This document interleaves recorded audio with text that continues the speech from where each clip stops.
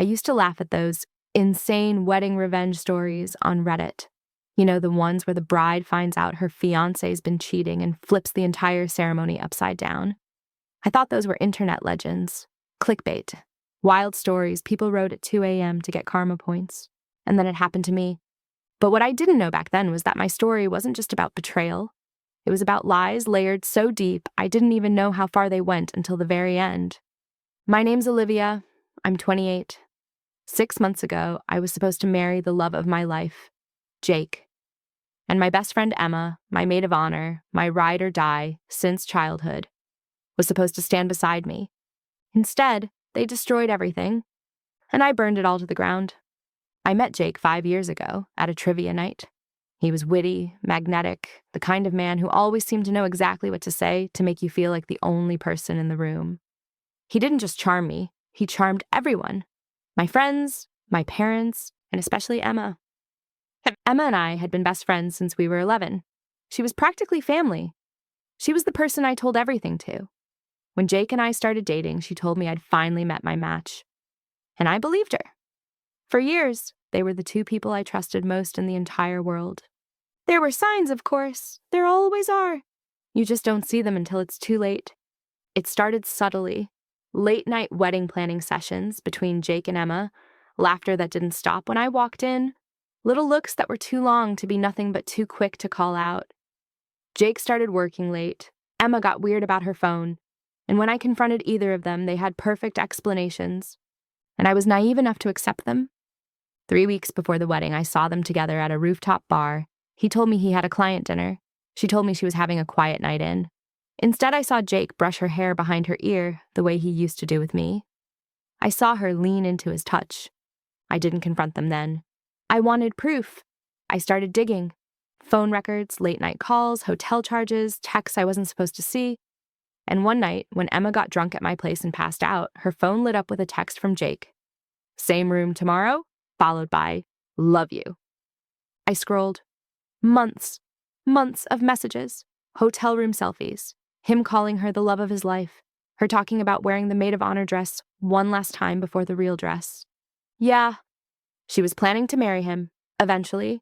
I should have screamed, thrown things, called off the wedding, but something in me went ice cold. Instead of falling apart, I built a plan. I kept smiling. I went to dress fittings, rehearsals, cake tastings. Emma hugged me with the same hands she used to touch him. Jake kissed me goodnight with the same lips he kissed her. I started recording everything. Phone calls, messages, receipts. Every lie was a match. I was building a bonfire. But the first real twist came a week before the wedding when I was at Emma's place dropping off some decorations. Her laptop was open on the kitchen island. I wasn't snooping, I swear. But when I walked past, I saw something that stopped me cold. A prenup draft. Not between me and Jake, between Jake and Emma. I opened the file. My hands shook as I scrolled through legal language I barely understood. There were sections about shared assets, property, a life insurance policy, the date on the document, from 3 months before Jake had proposed to me. Emma's name was on it as intended spouse, and then I saw the last page. Jake's signature, not a draft. A real, legally filed prenup. My fiancé had already been planning to marry my best friend before he even proposed to me. And here's the kicker. The prenup named the house I had paid half for as marital property. I didn't even know my name had been quietly pulled off the title 2 months earlier. I checked with my bank later that day, and sure enough, Jake had forged my signature on some paperwork I hadn't even realized I'd signed after a night out. This wasn't just cheating, it was a long con. I still didn't cancel the wedding.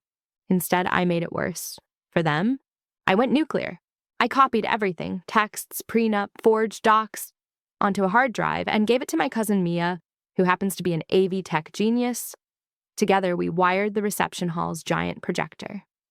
At exactly 4:15 p.m., when Jake and I were supposed to say our vows, the entire room would see their lies on full display. But I also contacted a lawyer, a good one. I made sure certain legal documents would land in the right hands at the right time. I wasn't just going to humiliate them. I was going to ruin everything they'd built behind my back. The morning of the wedding, I disappeared. No hair, no makeup, just silence. I sat in a car outside the venue, watching the guests arrive. My mother kept calling. Jake texted me nonstop. Emma left a voicemail crying. I ignored all of it. Inside, the ceremony started late. The wedding planner was panicking. Jake probably thought I had cold feet. And then 4:15 hit. The projector screen behind the altar lit up. A black slide with the words, "The truth always finds a way out." The first photo, Jake and Emma in bed, smiling at the camera. The second, screenshots of their messages. The third, the prenup. The fourth, the forged house documents with my signature, next to a notarization stamp they thought I'd never find. The room went dead silent. Then gasps. Then someone screamed, "What the hell?" Emma stumbled to her feet, pale as chalk. Jake lunged for the projector like he could somehow unplug the truth. And then, just as planned, the audio started playing. Recordings of their late-night calls. Jake saying, "She's too trusting. She'll never know," Emma laughing, "I almost feel bad." Almost. Then Jake again. "Once the house is in our name, we'll just stage the breakup. She'll move out. I'll file fast. She's too soft to fight." The sound that came out of my mother when she heard that was something I'll never forget. And then I walked in. Not in my wedding dress. In black jeans, a leather jacket, and blood-red heels. I pushed open the doors like I was walking into a movie scene. Everyone turned. Phones were already out. My bridesmaids were crying. My dad looked like he was about to commit a felony. Jake shouted, "Olivia! This isn't what it looks like." Oh! I cut him off. "Jake, please!" "You couldn't keep your mouth shut. Literally." Emma started shaking, tears streaming down her face. "Liv, I didn't mean for this to happen." "Oh, right," I said. "You accidentally fell onto him for 7 months straight." The guests were whispering, horrified. Someone whispered, "Oh my God, she's a snake." And then came twist number 2. Emma's father stood up. "Emma," he said, his voice trembling, "is this true?" She froze. He added louder now, "You told me you were pregnant with his child." The room detonated. "What?" Jake went sheet white. "What the hell are you talking about?" Emma's eyes darted between us. She whispered, "Dad, stop!" But it was too late. Her father yelled, "You told us he was going to leave Olivia for you. You told us you two were starting a family." A few people gasped audibly. Jake shouted, "She's lying!" Emma screamed back, "I'm not lying." And suddenly, the perfect golden couple facade cracked wide open in front of 200 people. She was pregnant. Or at least she claimed she was. I don't know if she thought I'd fold, or if she genuinely believed Jake would swoop in and save her. But he didn't. He turned on her. Right there, in front of everyone. "You told them that?" "Are you insane? We said we'd wait. We said this would be clean." "Clean?" I laughed, sharp. "Nothing about this is clean. You're both filth." Emma broke down, sobbing. Jake tried to come toward me, maybe to beg, maybe to manipulate me one last time. But my dad stepped between us like a wall. And then came twist number 3. Mia, bless her chaotic soul, had been live streaming the entire thing on a private Reddit stream for friends who couldn't make it. Except it wasn't private anymore. She had cross-posted it to r/wedding shaming and r/justice served. By the time I walked in, there were already tens of thousands of people watching. Comments flooded the screen. Bride queen energy. "He deserves this. Send him to jail." Jake's precious reputation, the thing he valued more than anything, was dead. I looked him dead in the eye and said, "You can have her. And the baby, and the lawsuit that's coming for you. But the honeymoon's mine." And I walked out. 4 hours later, I was on a flight to Santorini with Mia, sipping champagne. The world was on fire behind me, but for the first time in months, I could actually breathe. You'd think that would be the end of it. But it got worse. For them. And better for me. The story went viral. Within 48 hours, millions had seen it. Jake's employer, a shiny corporate firm, decided they didn't want a fraud scandal tied to their name. He got fired. Emma's family cut her off financially when they realized she'd been lying to them about everything, including the pregnancy. Turns out, not pregnant. Just leverage. And remember that forged paperwork? My lawyer made sure it got to the right people. Jake tried to fight it, but the notary he'd bribed cracked under pressure and gave a full statement. Jake now owes me a very, very large amount of money. Emma moved out of state. She sent me a letter 6 weeks later, an apology that wasn't really an apology. She wrote, "I loved him first," as if that excused anything. I burned the letter. The last twist came about 2 months after the wedding that wasn't. I was at my parents' house, helping my mom clean out old boxes when I found something. An old photo strip tucked into a yearbook. It was Emma and Jake, together, from college. They'd known each other years before they ever met through me. They'd been together briefly in college, but broke up when Emma moved away. When I started dating Jake, they hadn't just clicked as friends. They'd already had history. She'd pretended not to know him. Every single part of my relationship had been built on a lie. And you know what? I was grateful I found out. Because when you build a life on lies, it doesn't stand. They thought they were building a perfect future. They forgot who they were stealing it from. Now, I'm single, in therapy, and honestly, thriving. I bought my own condo. I travel. I've made friends who actually care about me. And most importantly, I know that I will never ignore the quiet whispers again. Because when betrayal finally gets loud, it shakes the world. And mine? Well, mine went down in flames. Update. It's been a little over 6 months since everything imploded at what was supposed to be my wedding. You'd think after destroying their own lives so spectacularly, Jake and Emma would have just slithered away quietly. But of course, people like them never do. The first few weeks after the blow-up were weird. Viral videos, lawyers, interviews I didn't want, messages from strangers calling me a legend. I was healing, slowly. Therapy, travel, silence. I thought the storm was over. Then I got a letter in the mail, no return address, just my name. Inside was a sonogram picture, a real one this time. A sticky note was attached. "I told you he'd come back to me." I felt sick.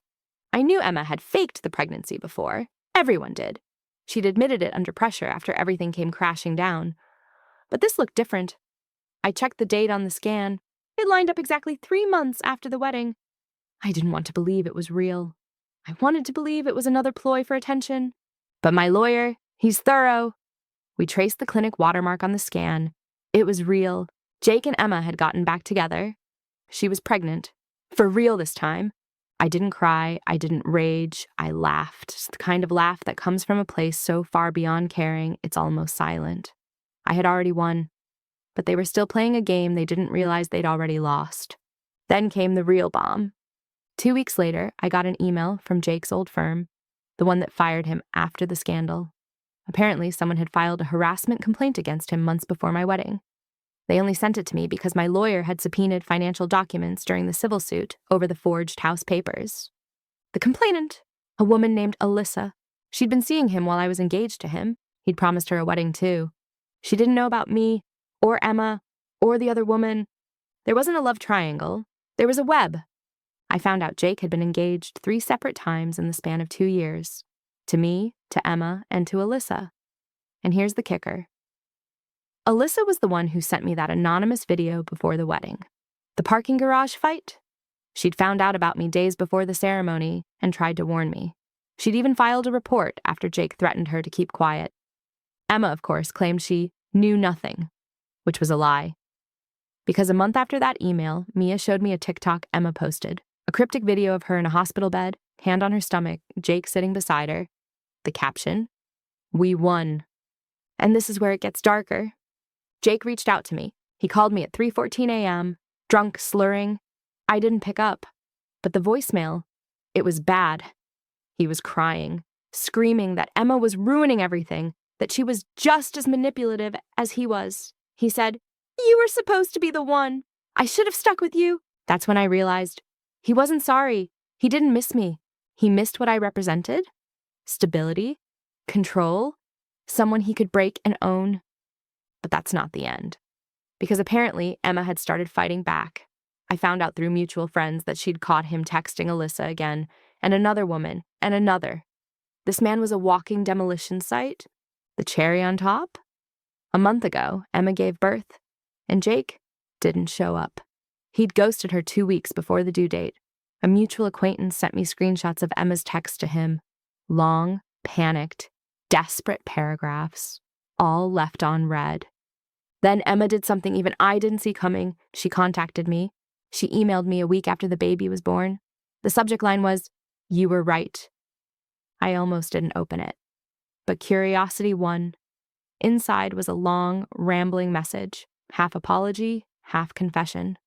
She admitted Jake had cheated on her too, that he'd cleaned out her savings, that he'd taken out a credit card in her name during the engagement. She'd found out after the baby was born that he was in another state, with Alyssa, living under a fake name. She wrote, "I thought I won, but I was just next in line to lose." And then, at the bottom of the email, she attached a copy of a marriage certificate, dated a month before the baby was born. Jake had married Alyssa, quietly, in another state, while Emma was carrying his child. It felt like a plot twist, too absurd for reality. But it was real. My lawyer verified the marriage license. Jake had actually gotten married while Emma was decorating the nursery. I could have gloated. I could have posted the receipts online. But honestly, I didn't need to. He was already his own executioner. His reputation was gone. His finances were tied up in legal hell. And now he was tangled in 2 paternity suits, 3 fraud investigations, and a 4th woman had just surfaced online claiming he stole thousands from her. He's radioactive now. Emma moved back in with her parents. She's raising the baby alone. And me? I blocked them both. I've built a life so far removed from that mess it almost feels like watching someone else's story unfold. But sometimes, late at night, I think about the girl I was on that rooftop bar, seeing him brush Emma's hair behind her ear. I think about how small and stupid I felt for doubting myself.